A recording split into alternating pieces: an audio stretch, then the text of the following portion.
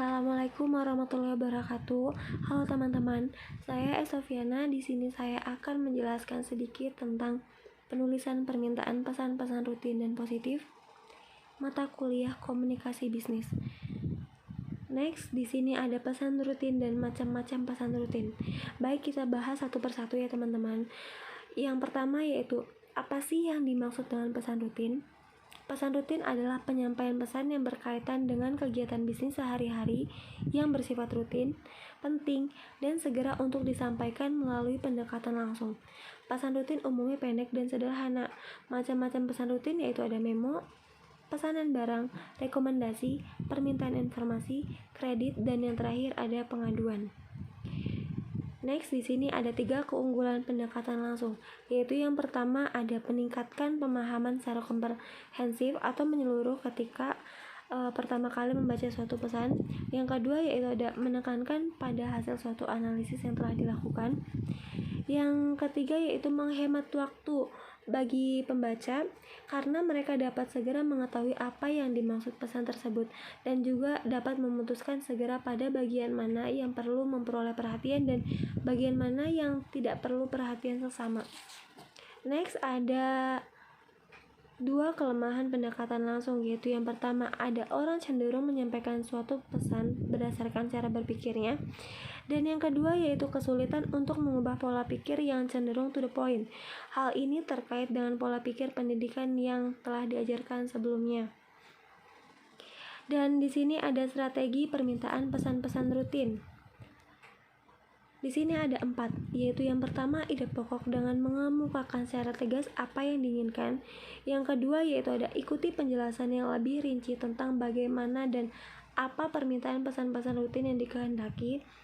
Dan yang ketiga yaitu ada pada bagian pertengahan disampaikan pernyataan yang dapat menarik perhatian pembaca sebelum menjelaskan yang lebih rinci.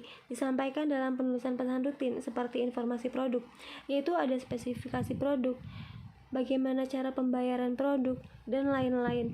Dan yang terakhir yaitu ada pada bagian ini kemukakan pernyataan keramahan dan tindakan khusus yang diinginkan. Dan di sini ada strategi penulisan pesan-pesan positif. Dan di strategi penulisan pesan-pesan positif yaitu ada 3 ya teman-teman. Yang pertama yaitu ada ide pokok yang jelas. Penulisan pesan-pesan positif yang menggunakan pendekatan langsung pada umumnya diawali dengan lagi-lagi pernyataan ide pokok yang jelas yang berkaitan dengan apa isi pesan-pesan positif yang akan disampaikan kepada para pembaca. Dan yang kedua ada penjelasan rinci. Pesan diekspresikan dengan sebuah atau 2 buah kalimat, tetapi perlu dijelaskan poin-poinnya secara lengkap sehingga pembaca tidak merasa bingung atau ragu-ragu terhadap isi atau substansi pesan, dan harus menjaga pokok bahasan yang telah ditetapkan pada bagian awal. Dan yang terakhir yaitu ada penutup surat. Pesan-pesan yang telah disampaikan kemungkinan akan berhasil jika pembaca memperoleh kesan-kesan yang menyenangkan, atau paling tidak mereka dapat menerima pesan-pesan yang disampaikan secara baik.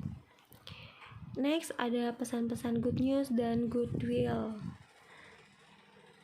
Pesan-pesan good news dan goodwill adalah pesan-pesan bisnis yang memberikan kesan positif dan menyenangkan kepada pihak lain.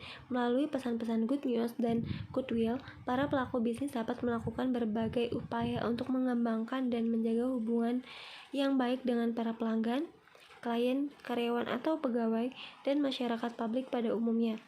Yang pertama yaitu ada good news tentang pekerjaan dalam dunia bisnis. Terdapat beberapa contoh good news yang berkaitan dengan masalah pekerjaan, baik yang berbentuk finansial maupun non-finansial. Yang kedua yaitu good news tentang produk. Good news yang berkaitan dengan produk dapat dilakukan dengan pemberian diskon harga, pemberian kupon diskon, dan pemberian produk suplemen. Dan yang terakhir yaitu pesan-pesan goodwill. Goodwill adalah perasaan positif yang mendorong orang untuk tetap menjaga hubungan bisnis dengan baik. Jadi contohnya semisal ada CEO dari perusahaan tertentu itu akan mengirimkan memo untuk memotivasi para karyawannya agar semangat untuk bekerja. Next, ada menulis jawaban positif. Banyak memo dan surat-surat bisnis ditulis untuk memberikan tanggapan atas suatu pesan maupun adanya permintaan tertentu. Untuk memberikan jawaban atas berbagai permintaan informasi yang positif, dapat digunakan pendekatan langsung yang dimulai dengan pernyataan yang positif dan menyenangkan, dan diakhiri dengan pernyataan hormat atau penghargaan pada orang lain. Yang pertama yaitu ada surat konfirmasi pesanan. Salah satu surat bisnis yang paling sederhana adalah membuat surat konfirmasi atau confirmation letter yang menjelaskan kepada pelanggan bahwa pesanan produknya telah diterima. Dan yang kedua yaitu ada menjawab permintaan pesanan. Bagaimana Anda menjawab permintaan informasi yang baik berisi penjualan potensial maupun yang tidak. Yang pertama ada menjawab permintaan dengan penjualan potensial. Ketika menjawab permintaan informasi yang mencakup penjualan potensial atau potensial sales, terdapat 3 tujuan utama yang perlu memperoleh perhatian, yaitu yang pertama, memberikan tanggapan terhadap semua permintaan atau menjawab semua pertanyaan. Yang kedua yaitu mendorong penjualan yang akan datang, dan yang ketiga memberikan kesan yang baik terhadap pelanggan dengan memberikan tanggapan yang baik dan tambahan informasi produk terbaru. Dan yang kedua menjawab permintaan tanpa penjualan. Bentuk jawaban lain atas permintaan informasi yang berasal dari luar organisasi dapat dilakukan dengan yang pertama, menjawab semua pertanyaan dengan jujur dan lengkap. Yang kedua, memberikan kesan yang baik dan menyenangkan terhadap pelanggan. Next, ada menangani permintaan kredit rutin. Kredit pada dasarnya adalah bentuk kepercayaan yang diberikan oleh suatu lembaga keuangan bank maupun non-bank kepada nasabah untuk berbagai kepentingan. Karena kredit merupakan sesuatu hal yang sudah biasa dalam suatu masyarakat. Kebanyakan permintaan kredit bersifat rutin, seperti surat persetujuan kredit atau credit approval letter, dan referensi kredit atau credit reference. Yaitu yang pertama ada persetujuan kredit, merupakan dokumen resmi. Surat perjanjian persetujuan kredit harus dicek benar-benar baik dari sisi penulisan kata, kalimat, penggunaan tanda bahasa secara tepat, singkat, akurasi, kelengkapan isi atau substansi pesan maupun kejelasannya. Yang kedua yaitu ada memberikan referensi kredit. Permohonan kredit kepada suatu lembaga perbankan tidak memerlukan surat rekomendasi dari pihak lain. Akan tetapi, untuk jenis-jenis kredit tertentu yang memiliki nilai kredit yang tinggi, umumnya pemberi kredit memerlukan surat rekomendasi dari pihak lain.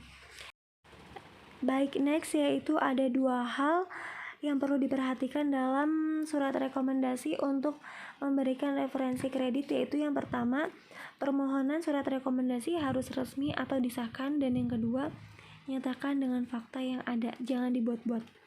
Dan yang terakhir yaitu ada surat rekomendasi dan pemberitahuan. Surat rekomendasi merupakan salah satu bentuk informasi positif yang berkaitan erat dengan orang. Surat rekomendasi memiliki beberapa karakteristik, antara lain yaitu ada nama lengkap pemohon untuk keperluan melanjutkan studi atau mencari kerja. Yang kedua ada pekerjaan atau manfaat yang diharapkan pemohon. Yang ketiga ada penulis sedang menjawab suatu permohonan atau atas inisiatifnya sendiri. Yang keempat yaitu ada hakikat hubungan antara penulis dan pemohon. Dan yang terakhir ada fakta-fakta relevan dengan posisi atau kedudukan yang dicari. Baik, segitu saja yang bisa saya jelaskan di materi kali ini. Kurang lebihnya mohon maaf. Wabillahi taufiq wal hidayah. Wassalamualaikum warahmatullahi wabarakatuh.